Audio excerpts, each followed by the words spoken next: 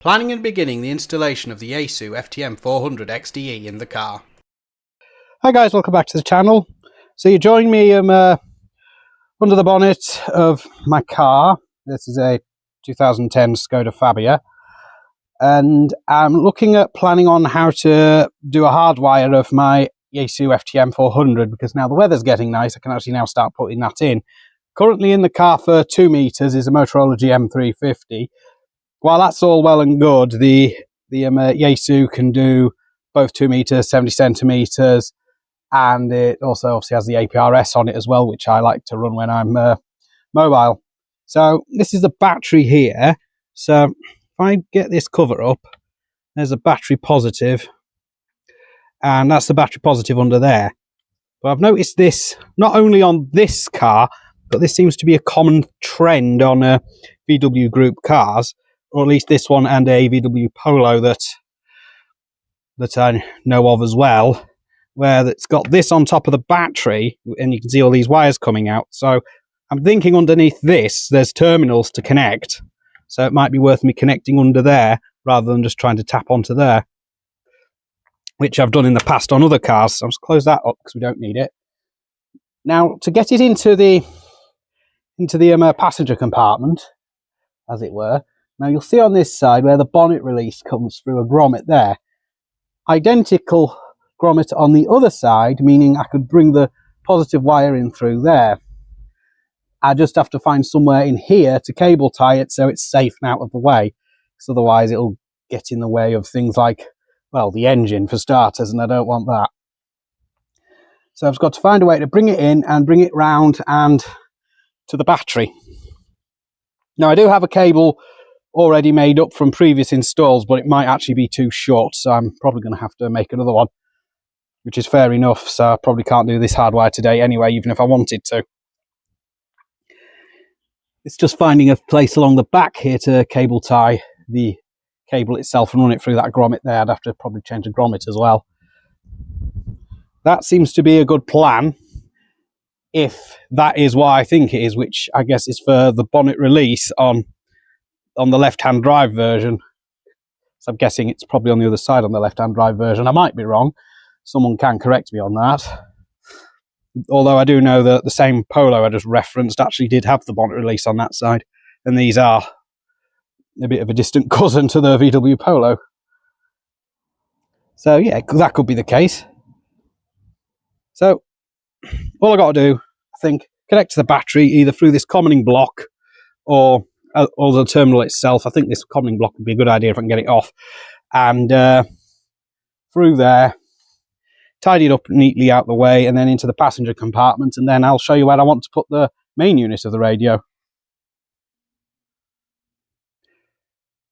Okay, I'm not sure how well you can see this, but there's this panel under the seat here. This was meant for a storage compartment option that isn't actually fitted to this car. There would be a storage compartment there if that was an option that was specified when this car was built.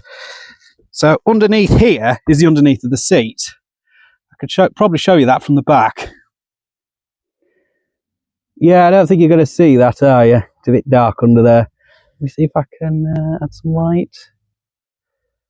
Yeah, that's better. You can kind of see under there now. That's under this seat. This is the driver's seat. I mean, I could use the passenger side as well, but it looks like the power's going to come in on the driver's side behind the steering wheel and drop down. So I'd obviously have to make sure everything's nice and tidied up out the way when it comes through there as well. It depends on what's actually behind there, which I don't actually know yet, but I'll find out when I start installing stuff. So that's part of my plan. And I'll show you where I'm going to put the not the main unit, because the main unit's going to here, the control panel. And this is whereabouts I want the control panel. As you can see, someone's already had a go at sticking something there in the past, a previous owner. And I think that's super glue, so I should be able to get that off with some nail polish remover.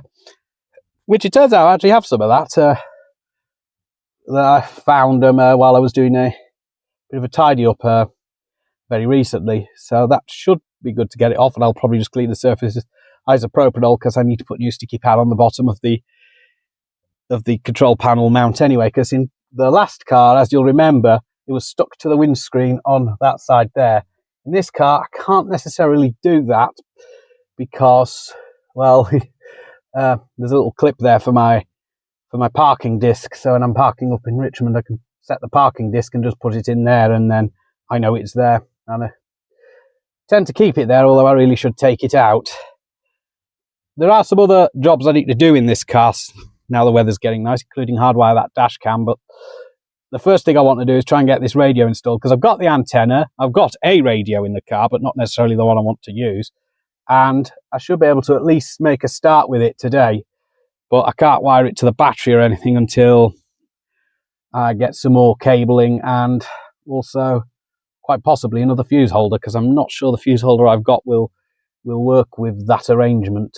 But we'll see what happens, and I think I might need another grommet as well. So I'll make a start on that off camera and we'll see how we get on.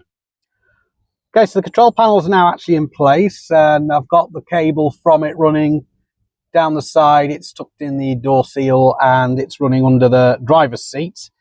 I found under the driver's seat there is actually a cross member under there that I should be able to bolt the radio to, but it might require some extra hardware in order to do that. The radio is actually under that seat right now, and it seems to be working. I've already done a test power up using a bit of a, well, I'll say not really compliant electrical arrangement.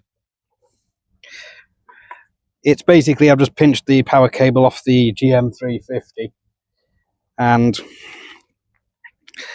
clip the wires as they are to the end of that for the time being. So if I plug that in, if I can.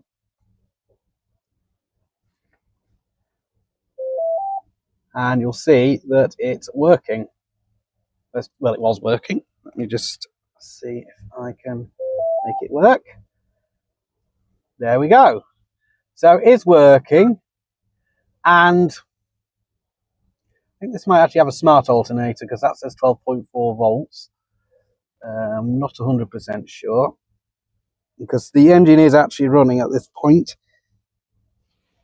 It shouldn't be a smart alternator from what I understand. Let me just... yeah. Might be some losses actually on that power cable as well. Well, that's fair enough. Yeah, it's gone up to 13, so I think it could well be a smart alternator. I'll turn things off that I don't need.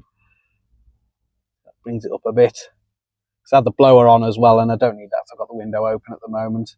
I've just got the battery charging, because obviously, like I said, I had it the radio switched on to listen to some music while I was doing this. Okay, so that's actually picked that up. There's actually no antenna connected to it, believe it or not, because that's how close I am to my eye gate. So I'm going to disconnect the power, and then I'll connect the antenna up and see if it's working on receive. So I'll just pause whilst I do that. Okay, so I've plugged the antenna in now. Are we receiving anything? I'll turn the volume down, otherwise it might be a bit loud.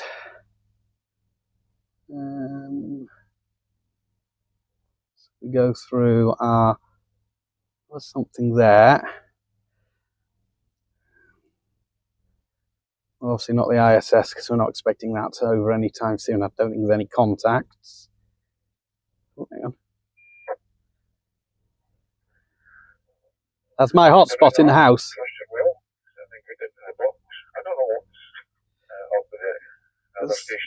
If I take the antenna off, turn that down. Take the antenna off, it might not pick that up. But that is my hotspot in the house.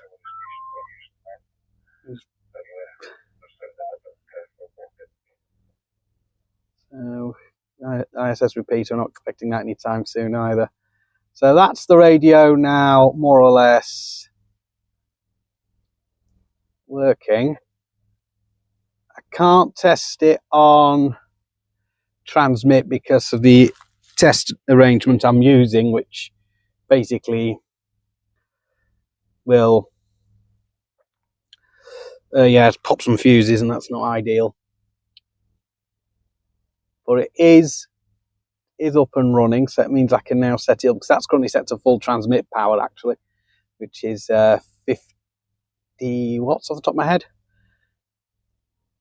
So if I can now go into the setup and I can now set this up properly for the APRS and everything. So it's now pretty much ready. I've just got to work out how I'm connecting it to the battery, which I can't do that today because I don't necessarily have the tools or any extra cable to do that. But I've got most of it in place, and all I have to do is reattach the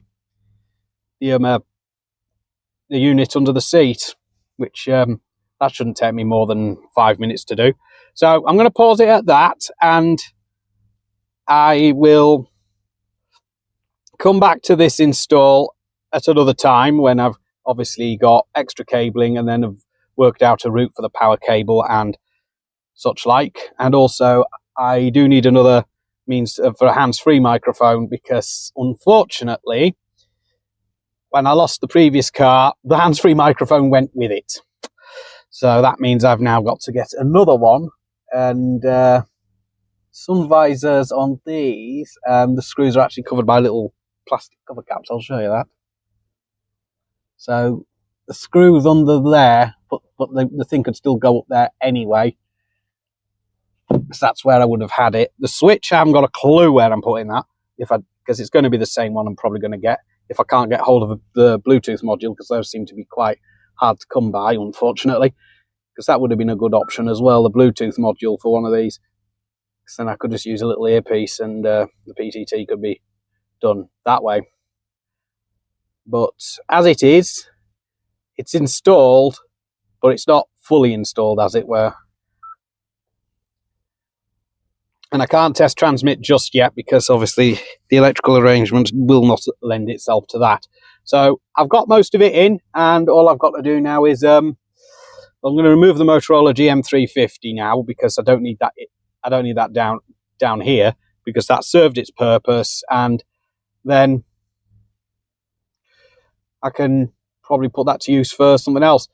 And hopefully all this will be working in time for the next 145 Alive as well. I mean, that would be nice. Although I might use the Motorola for that, I don't know yet. Anyway, I'll catch you in the next video. If you like this one, there's a button for that, and there's another one if you didn't. And you can like and subscribe and ring the bell to be notified of anything new when I upload it. And hopefully I'll get the rest of this finished off pretty soon. So catch you in the next one. 7-3 for now.